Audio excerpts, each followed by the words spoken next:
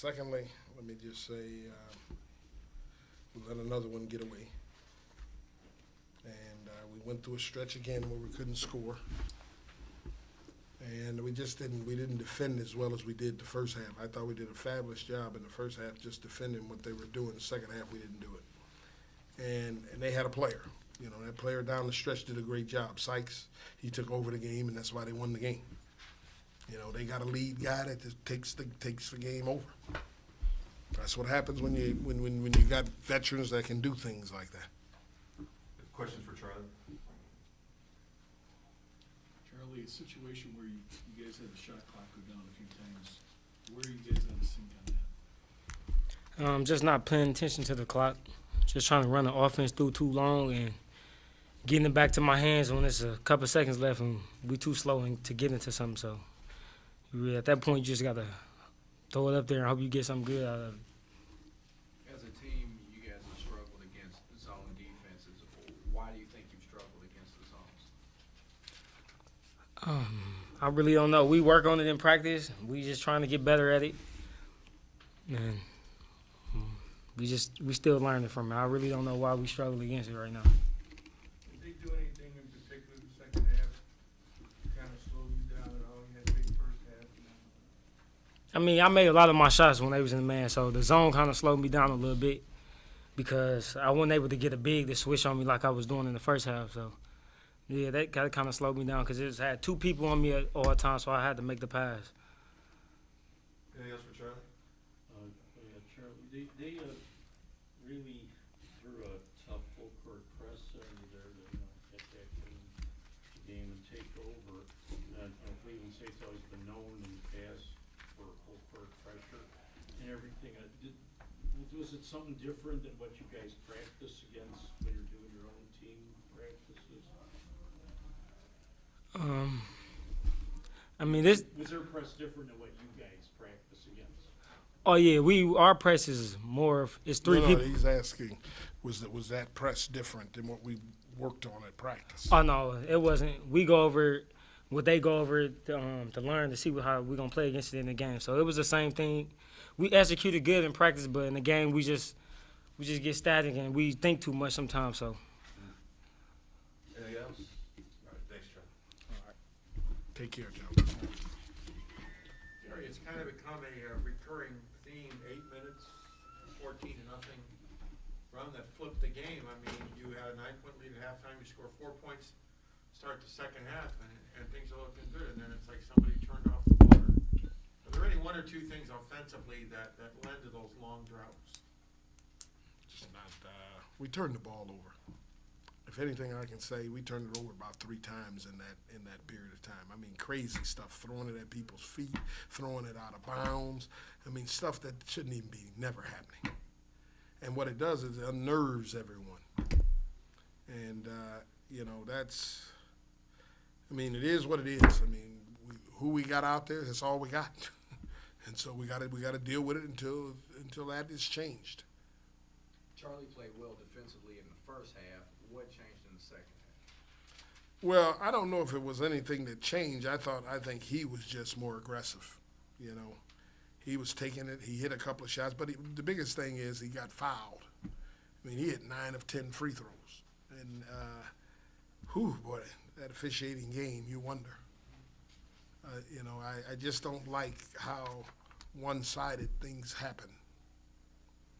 The good, the bad, the indifferent came down to maybe a few possessions at the end and maybe decisions. Can you talk about that a bit? Well, the biggest decision happened when we were down 1. We had cut it to 1, and all we had to do was stop them.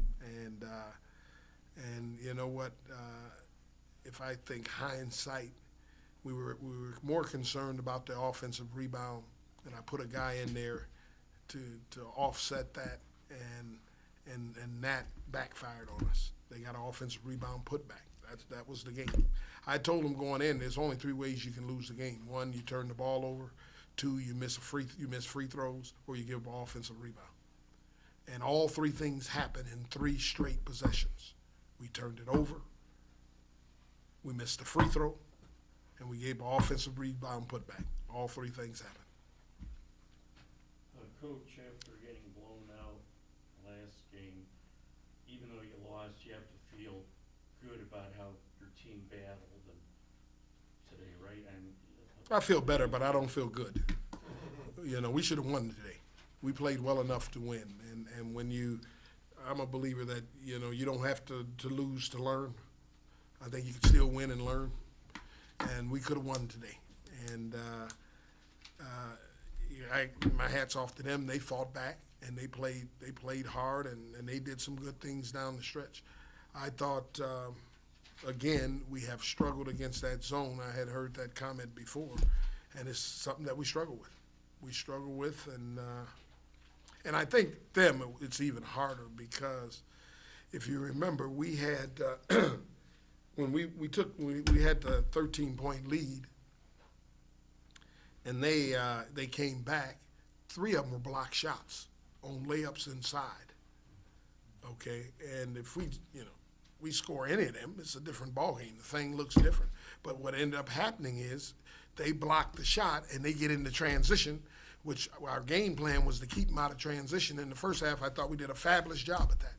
The second half, they created a lot of that. I got to give them credit. They blocked 3 shots, and when we turned it over, they got into transition. So that allowed them to have some life. Gary, at the heart of their comeback in the second half, I thought, was when Brown stepped out and made those 2 threes when they were rallying back. I mean, I know you're probably thinking we want to keep this guy from getting off inside, then he steps out and hit 2 threes. I mean, did you think those were big shots? Oh, yeah, they were very big. They were very big, and the biggest thing is we didn't execute our traps. See, in the first half, we executed our traps. The guys that go through, you know, when they're going off the ball screen, we trapped them. I thought we did a great job in the first half because I looked at the video, and I thought every time we were up on those traps. The second half, and this was Sykes, I give him credit. What he ended up doing is he was dragging them, and we didn't keep him in the track. The big guy stepped out, they threw it back, and he hit the shot. And see, the guy that's in the trap, that's his man that's stepping out. But when he drags you that far away and you throw it all the way back and hit the shot. You've talked about this on more than one occasion this year, so I'm not bringing up something that's new. But with your team's offensive limitations, you've often said you got to keep them in a certain range to win, 60s. Now you stayed in the 60s today, but you didn't get there. So was this game as much about what their 2 big guys did in the second half as what you've described all year long? Is this your team's offensive ceiling, as it were? Well, if I give you anything, it was a tale of 2 halves.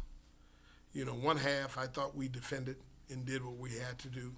The second half we didn't defend as well, but I don't think it came from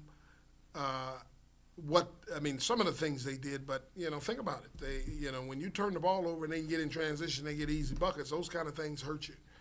And it turned out to be a number of things that got them back in it. Probably the only thing we could have done differently in that game was when we hit 2 threes to really take the lead and do that. Instead of trapping them, we probably could have went under and let them throw it back. And when I look at the film, I got to see that because that could have happened. And it just, those kind of things happen.